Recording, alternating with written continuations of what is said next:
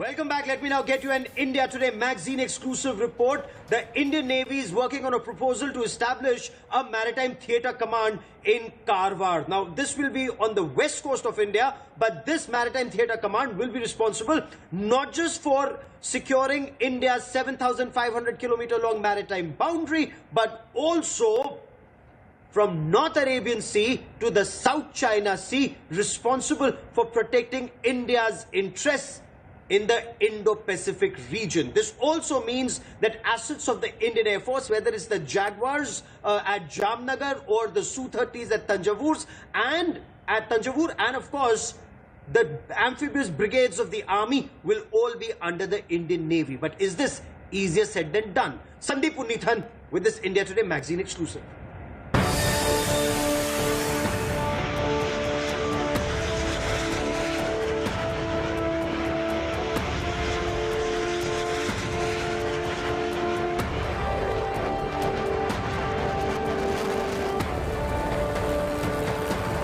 India could have its first Maritime Theatre Command in the next 9 months to a year if a draft plan prepared at Naval Headquarters is approved. Under the plan, the Navy has proposed the Karwar base south of Goa as headquarters to the Maritime Theatre Command, responsible not only for protection of India's massive coastline of 7,516 kilometers, but also of Indian maritime interests from the North Arabian Sea to the Indo-Pacific. As part of the proposal, the Maritime Theatre Command will be headed by a 3-star admiral and will report to the Chief of Defence Staff through the Chiefs of Staff Committee and will be operationally in charge of maritime security, operations and assets. The Chief of Naval Staff will be responsible for the raising, training and sustaining functioning of the force. It will also be fighting all the combined elements of the PLA sea power, from air power to long-range ballistic and cruise missiles, as well as a range of expeditionary capabilities, cyber warfare and space-based assets. Our responses against Chinese sea power likewise ought to be joint. Assets of the Indian Air Force and the Army in Peninsula India, from Jaguars at Jamnagar to Su-30 MKIs and Army's amphibious brigades in Thiruvananthapuram and Port Blair, will be placed under the Maritime Theatre Command. Creation of a Maritime Theatre Command under a CDS is a step in the right direction, since it addresses the issue of the dual-hatted chief, which was an anomaly and a managerial like a nightmare. I think a creation of this MTC also addresses a fundamental tenet of jointness, which is unity of command and control. So this has to be welcomed. The biggest challenge for the Maritime Theatre Command would be to deal with the growing footprint of the Chinese Navy, which, with 350 warships, is the largest in the world. Sandeep Punnithan, in Delhi for India Today magazine.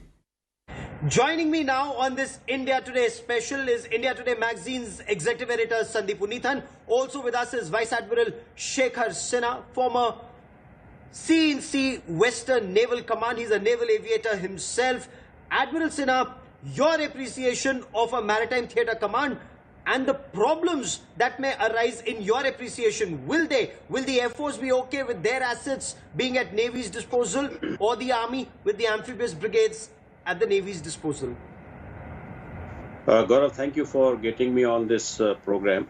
There will be teething troubles, but as far as the Air Force and the Army units being put under the Naval Command, that should not be a big problem, because the maritime strike aircraft, the 2 squadrons that you talked about, the Jaguars at Maritime Jaguars at Jamnagar and Su-30s at Tanjavur, the tasking for them is done by the Navy even now as per the existing process.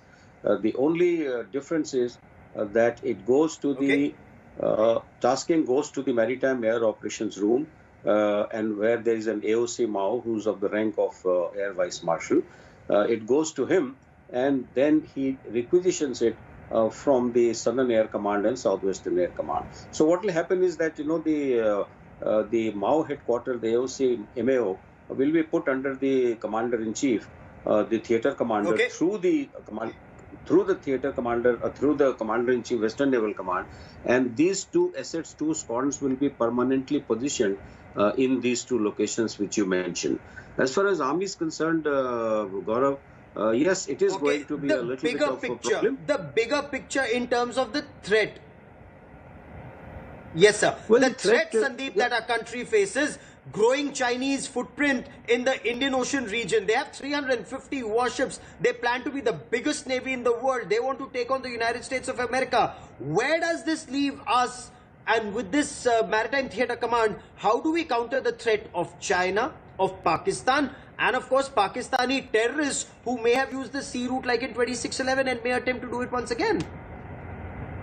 Well, Gaurav, the Maritime Theatre Commander's ambit that the Navy envisages is staggering. I mean, he covers everything from maritime security, protecting the Indian coastline from 2611 kind of terrorist attacks, to deterring China, the Chinese Navy in the Indian Ocean region, and of course the Pakistan Navy. And as you mentioned, the Chinese Navy is the world's largest navy today. It's 350 warships. They've been making forays into the Indian Ocean region.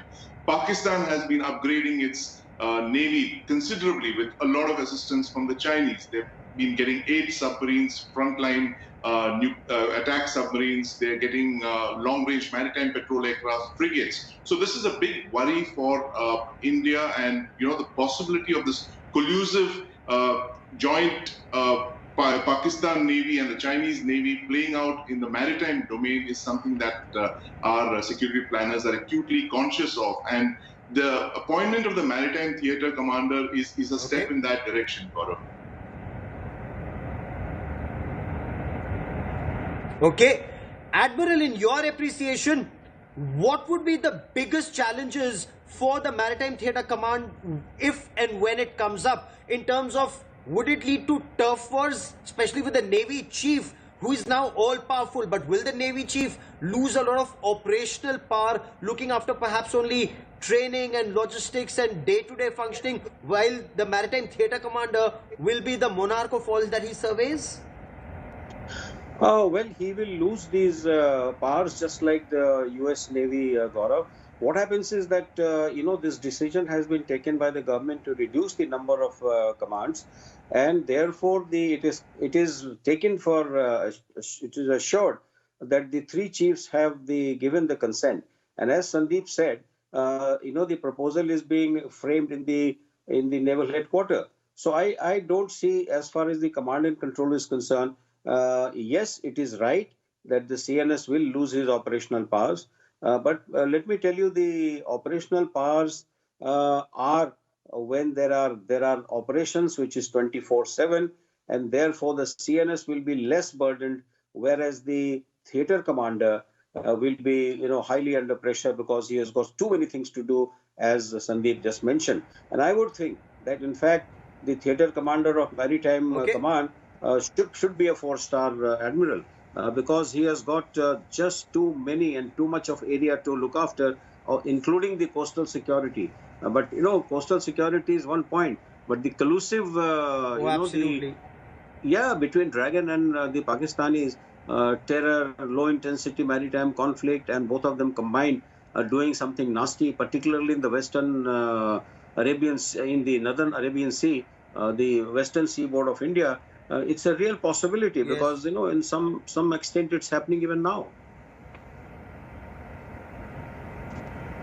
Oh, absolutely, and that's a cause for grave concern. But as of now, Sandeep, is there any proposal to seek additional funds for it, additional resources for this, or does the Navy think that they'll be able to manage with the existing resources that they have? Because this isn't restricted, if I may, Sandeep, only to the Maritime Theatre Command. Then we have an Air Defence Command that comes up, which will be with the Air Force, then the Special Forces Command, the Aerospace Command. There's a total reorganization that's on the cards, Sandeep.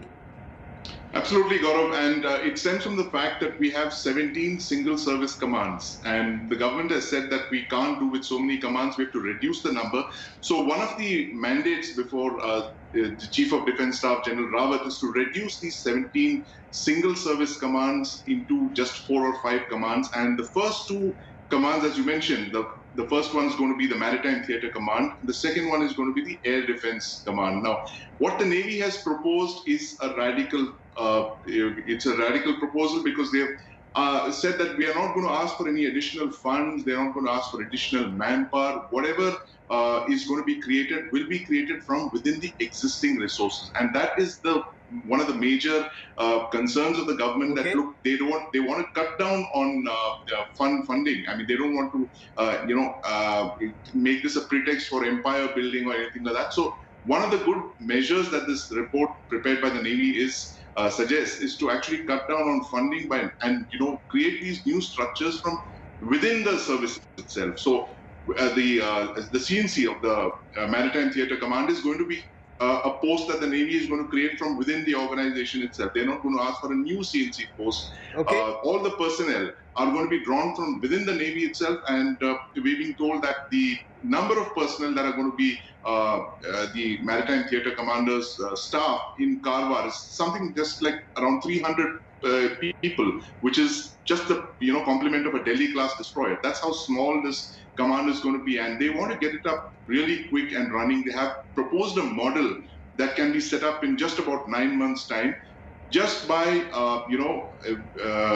creating small changes in the existing structures and maintaining the Army, the Air Force, and indeed the Navy verticals, and bringing the Coast Guard in as well. So they are looking for a model that can be fielded very quickly. Gaurav, this is extremely interesting and perhaps the need of the hour, Admiral. Excellent. Yeah, you're right. This is the need of the hour. 17 single force commands, whether it's Northern Command, Southern Command, Eastern Command, Western Command of the Army, same of the Air Force, same of the Navy. Northern Command of the Army with all the assets of the Army and the Air Force. Is that perhaps what is required in your appreciation? How long, should this process take towards total reorganization of the way we protect our country? Well, it takes time. Gaurav, the tasking is going to be same. These functions of these three, services are not going to change. The assets required will still be there. But what will happen is that the assets can be pooled, and then there is just one CNC who will decide as to what is the best weapon system which is required for a particular threat and target. And therefore, there should be no repetition. There are chances of the naval aircraft carrier and the Su-30 both are available at the same time, and it may be beneficial to use the Su-30 and not send the whole carrier. So I think that it will take some time to getting used to it. Fair but enough. I'm sure that it's a very important. Absolutely. Yeah. It's a very important first step time, being taken, and remember, Sandeep Puneethan gets you that story first, live and exclusive on India Today. Admiral Shekhar Sinha, as always, many thanks for joining me. Sandeep, keep tracking that story. I will come back to you for more. But for the Hello everyone, this is Rahul Kamal here. Hope you enjoyed this video. For the latest news and analysis, like and subscribe the India Today YouTube channel, and don't forget to press the bell icon to stay updated.